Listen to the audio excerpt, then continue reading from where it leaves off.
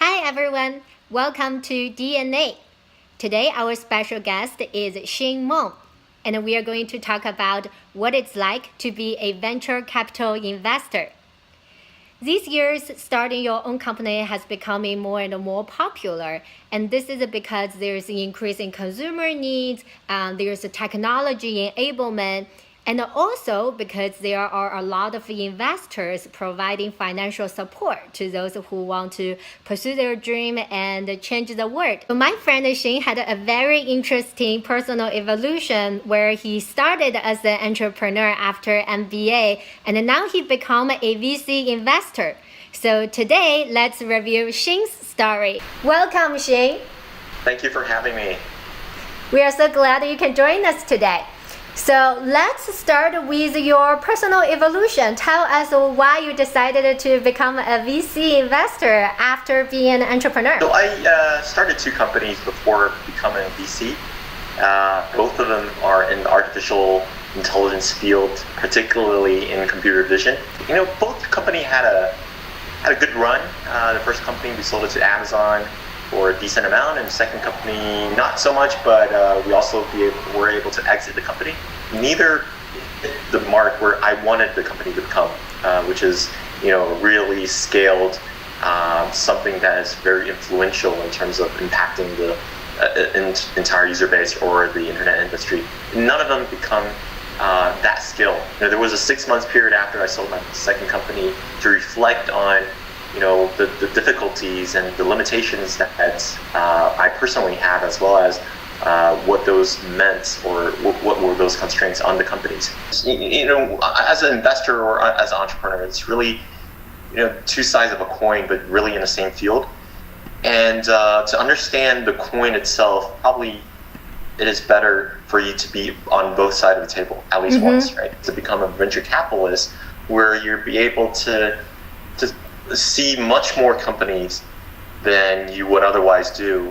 You'll be able to look at the companies and not see just the surface, what you read from news report and tech journals, but also their real operating numbers. Added on top of that, I think I chose to join Shunwei. I think the most special aspect of Shunwei is it was founded by Lei Jun, who's also the founder of Xiaomi. You have their own legend and be able to become a A-rated investor. You probably at least have to spend 7 to 10 years in the field, see the full cycle of how a company grow from from a startup to growth stage till you exit, to see competition coming from startups to the larger growth companies and then to the mega companies.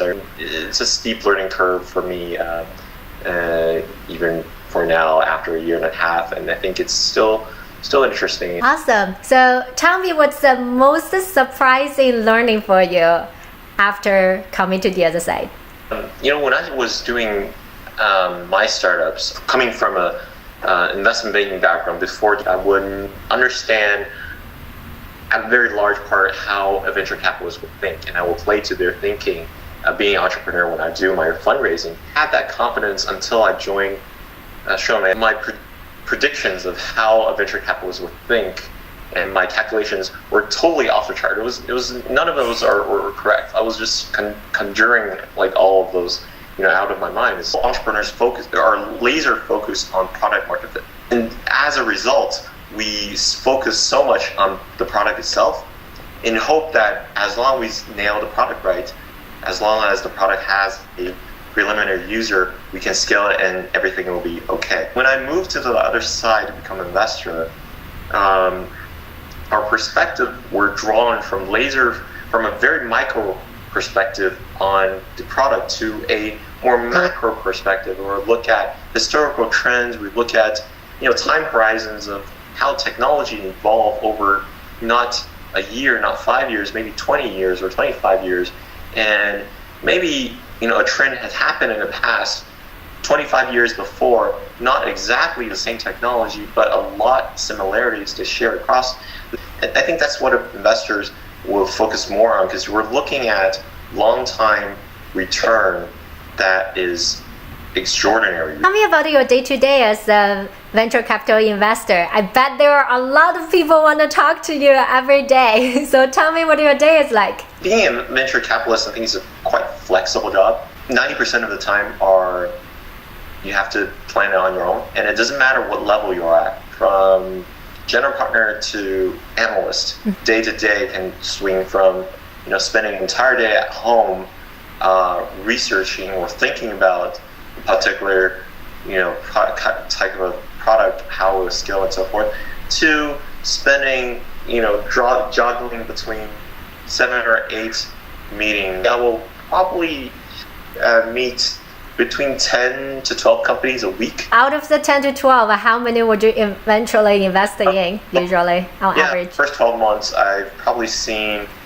maybe about 550 companies. I invest in 8. So wow. Fairly low number. I would say probably 20% of the meetings were not very useful, that you will be able to tell that this is not a company that you're going to invest in, neither are you going to learn much from the meeting itself. But 80%, the majority of the companies that you meet with can always tell you a thing or two that you didn't know. I've spent probably another hour or so on thinking about how to help the company that we invested in, helping them to put together resources in their use, helping them to do hiring, talking with them in terms of business strategies. And do you also spend the time building like financial models to evaluate the new companies you are looking at? Do you always trust the numbers they present to you, or do you have to run your own financial evaluation? Interesting enough, when you become an early stage venture investor, there are no financial models for you to look at. Don't you guys always look at the potential 10x returns? Don't you need a current valuation model? You would, but it would not be close to a model that you would see in private equity or investment bank or IPO company or nothing like that. That's surprising. You probably think of in terms of market size. You probably think in unit economy cost, earn at the most, how much you can sell it for. Are there an extension to the existing business model? What's the limit, the ceiling to it?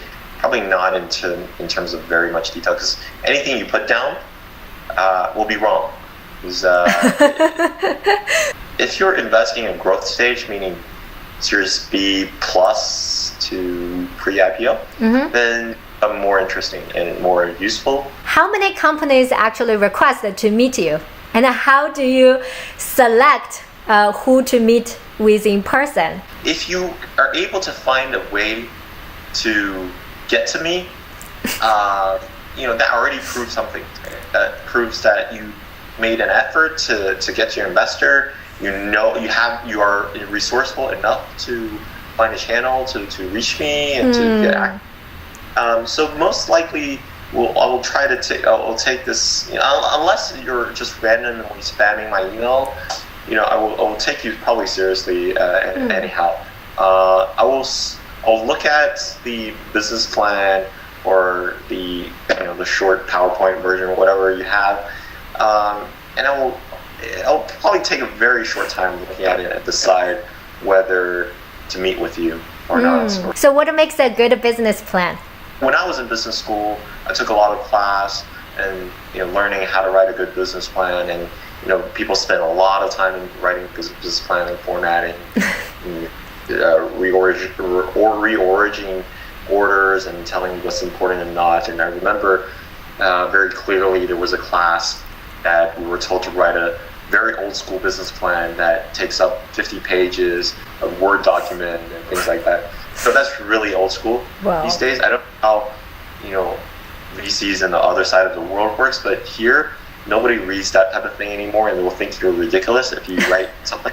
You think I have hours to read through 50 pages?